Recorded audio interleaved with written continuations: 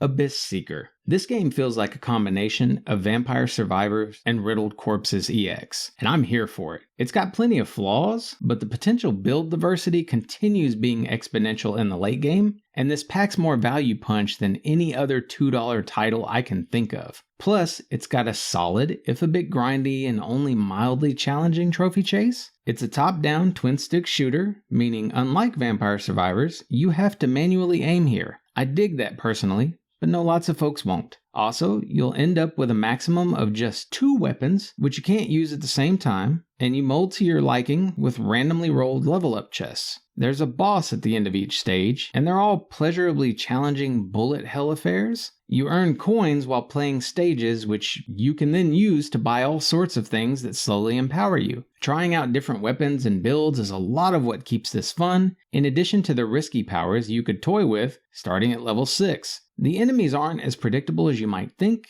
even if they're only introducing 1 or 2 new ones every time you reach a new stage, so the gunplay is fun, and the loop is rewarding. There are no difficulty settings, however, no co-op, a meager and uninteresting story, a second character you eventually have access to which feels no different to play with beyond the visual. Level ups happen so often that it can feel like you're spending more time in the menus than you are firing at foes. The stages are dull boxes, the pop-ups clutter an already hard to decipher interface, plenty of the English translations lead to confusion of what powers are doing. The game does too much offering things you already have as rewards, and playing 10 plus minutes of a stage just to try beating a boss that's often many times more challenging than anything else you see along the way to it is not my ideal design philosophy. I'd much have preferred the ability to checkpoint your character upon reaching a boss so that you can try fighting it however many times you like without all the samey build-up. Since the game is designed this way though, you're going to want to play each level with the boss in mind,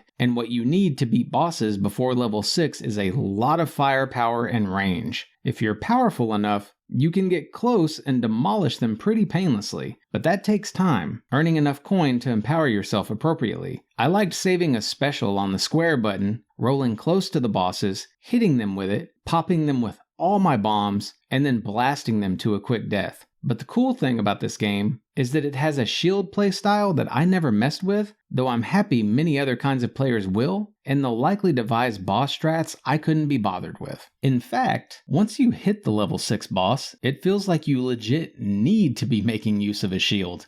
Being the trophy hunter I am, though, I just kept farming level 5 for coin until I had everything I needed for the plat. I found this part of the game to be bland because while you could try out new builds and such, you get more coins by beasting the stage, and the best way to ensure that's happening is by not experimenting. Boss kills, for instance, giving you like 10,000 coins. There's a lot of interesting things to try out here beyond the plat though, as well as more game to take on. That 6th boss hit me like a wall, and I already wasn't loving the risky items which are the norm from that point onward, so this is one I'm content to leave at level 5. The TLDR of the plat chase, if you're wondering, includes beating the first 5 stages, beating a stage without using bombs, beating a stage without taking damage, and both buying and using most everything there is. There are a few artifacts and weapons you don't have to buy, but you'll probably figure that out on your own. The no damage stage clear is best done on stage 1 after you're super familiar with how to kit yourself out. I had planned to test whether it really required no damage, or if you could simply finish with a full health bar by picking up hearts. But by the time I reached the boss, it seemed harder to purposely take a hit and grab a heart as an experiment than it was to just take no damage and down the sucker quickly. Sorry about that to those who have this question in mind.